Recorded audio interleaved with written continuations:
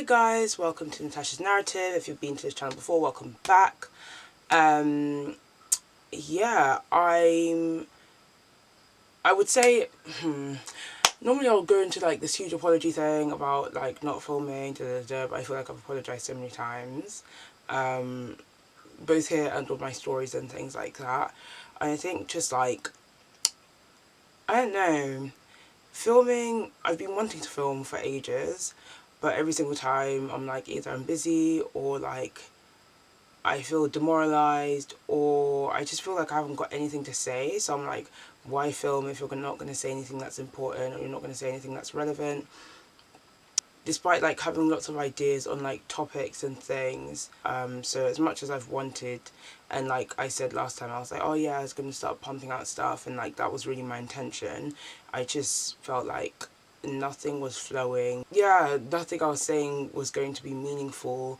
And I think like trying to be in a space where you're creating med videos or advice videos, and then everyone is obviously, there's so many people who obviously do that, and then you just think like, what's the point of me making this? Because there's so many other great people can like get advice from, so many other videos are much greater. And I think I've just had to kind of like overcome that and be like, well, it doesn't really matter if I'm saying something that's already been said. It doesn't matter. Sorry for like the whole long spiel. I wasn't even meant to really get into that. But I was just trying to give like a deeper, I guess, understanding as to my ghosting ways throughout this year, as well as like just being really overwhelmed, which I think I touched upon in the video when I talked about why I'd stopped filming. But yeah, that's really not the intention of this video. So let me actually get into what this video is supposed to be about. So I'm going to give an end of year kind of roundup, finally about second year at King's as a medical student, my thoughts, my feelings, you know how I do, what I'm happy about, and what I wish I knew beforehand, what I wish I could improve on now going into third year. Praise the Lord. Honestly, we give it the glory and the honor, rise and shine, because I'm going to do a separate story time about that last exam, because my goodness, it was very difficulty. Be honest, I have to be honest, because I promise I'll be honest. He used to be so racist, but he was black himself. I don't understand that. But yeah, that's how I got into 3 medical schools out of 4. I was going to be so rude, but it's cool. Scriptures regarding anger. I think I highlighted briefly at the beginning of one of my other videos. I can't remember which one, but I'll make sure I like attach it here. Is that we had like 4 modules, so aging, supporting life, inflammation, and human development. And each of those modules also had a corresponding placement block, but we also had a longitudinal GP block. So longitudinal referring to the fact that from the beginning to the year to pretty much the end of the year, we were at the same GP practice. Which was great, because I feel like you actually get to have form a like better relationship with not only your peers who are on your GP team, but also with like the actual GPs, the PAs, the nurses, etc., because you're in that same GP block. Whereas obviously, because we had the other 4 blocks that I've already mentioned, you're rotating. A lot of the times actually you wouldn't even go back to the same ward, so you would be there 1 week, the next week you're somewhere else, which was great in terms of the exposure to the different cases that you would get, but obviously you're not maintaining or forming those kind of same relationships that you could really do when we're at the GP setting. So yeah, that's just kind of like a brief overview of what we kind of did during the year. We also had various tasks. So we had our SSC block, which was our like student selected component. I decided to do a language because like, yeah, clearly I'm crazy. At the time, okay, actually, before I chose the to do a language. And now after I've done the exam, I was like, yes, this was a great idea. But there were times in the middle when like, I would mostly say when I was like prepping for the exam, where I was just like, what the heck am I doing? So I decided to do French.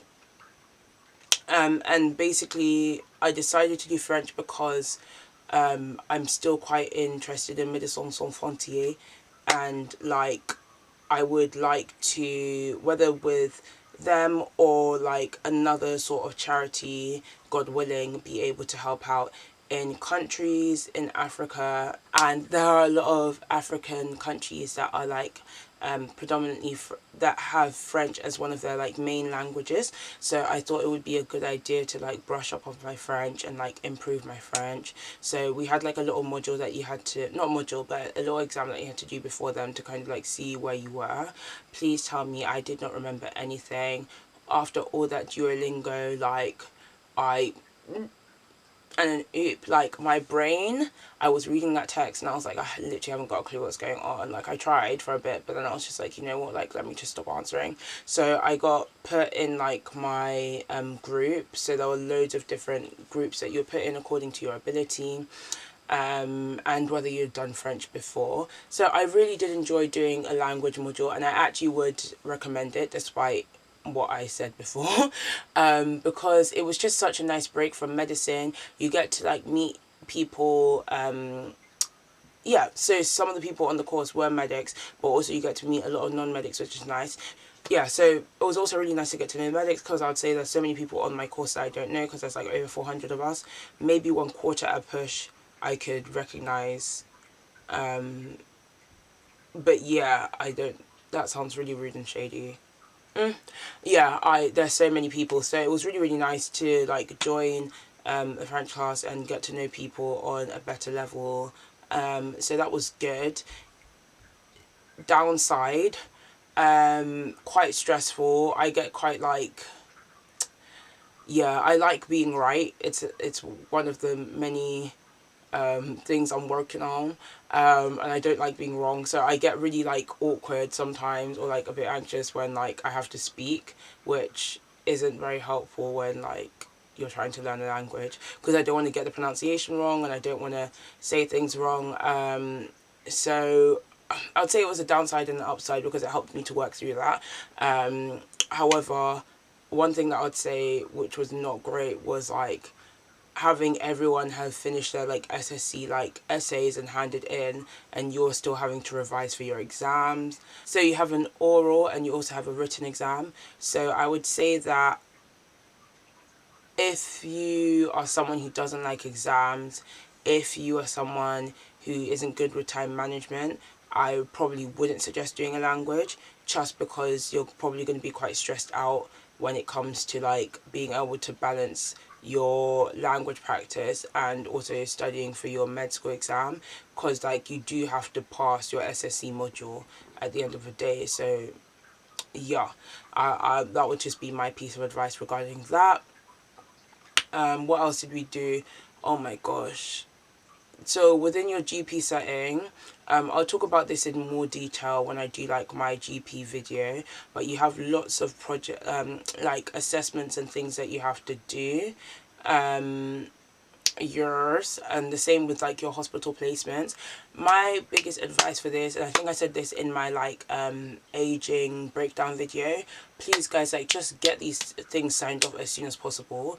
Do not wait until the last minute. It's so stressful. Like I was doing a good job until the latter half of the term. I don't know what the heck happened, especially with my GP placement stuff. I just kind of like left that way later than I would suggest, and it's because like a lot of these things,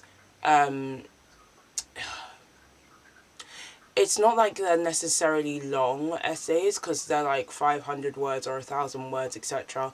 But when, okay, like 500 or 1,000 words might not be like a lot separately, but when you have like multiple of those tasks, like 5 or 10 tasks that are demanding like that type of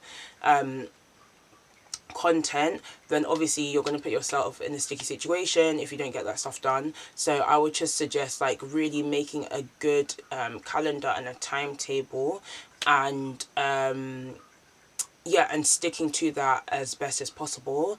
If you're fortunate like me, you have someone in our group chat who is really trying to hold us all accountable, and really trying to make sure that we got our stuff done on time. But ultimately, it's your responsibility to get this stuff done. So that's all I'm going to really say on like second year, as in as a whole, regarding like what we actually did, because I've explained that on other videos, and I'm going to actually break down each block in detail in other videos, so I don't really want to go into that today. I just want to talk about like what I feel like went well.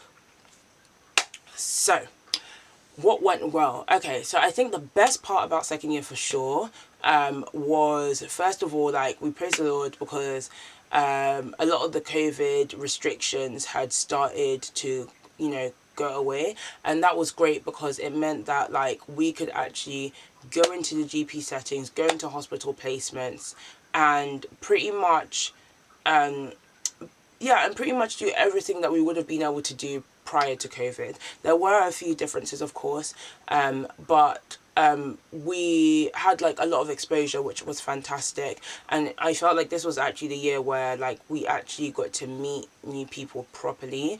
I was really surprised. I think I mentioned this in one of my other videos, like how much COVID affected me on the social front, because like I do like people, but my social battery does like very much drain after hanging out with people for too long.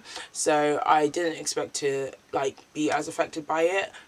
So it was really, really nice to actually be able to be around people, meet new people, etc. So I would definitely say that's one of the highlights of the year. Being able to have that transition from theory to practical, again, that was great. I think obviously having done biomed before at Newcastle, when it came to practicals, our practicals were obviously everything to do with the lab, and as it was biomed, like, wasn't really people orientated. But it was really, really nice to see like what we're learning in lectures actually play out in oh, that sounds a bit dark. Okay, obviously you don't want to see people being sick, but it was nice to see like how the like application works, to see an MDT like constantly. It's very different to when you're doing work experience, because a lot of the time when you're doing work experience you're like below 18, so you haven't actually had that that training or that learning. So it was great to be able to kind of like yeah, apply the knowledge that we'd learn in our lectures to a practical setting and be able to do like our clinical skills. Sorry guys, my camera ran out of battery, which if I used my camera more often I would have probably charged it and I wouldn't be in this predicament. But yeah, that's all I have to say today. Thank you for watching my video, guys. I'm not going to make any promises. I'm trying to be a doer, not just a talker. So the next video should be coming out according to schedule. So bye guys, you'll see me soon for another video.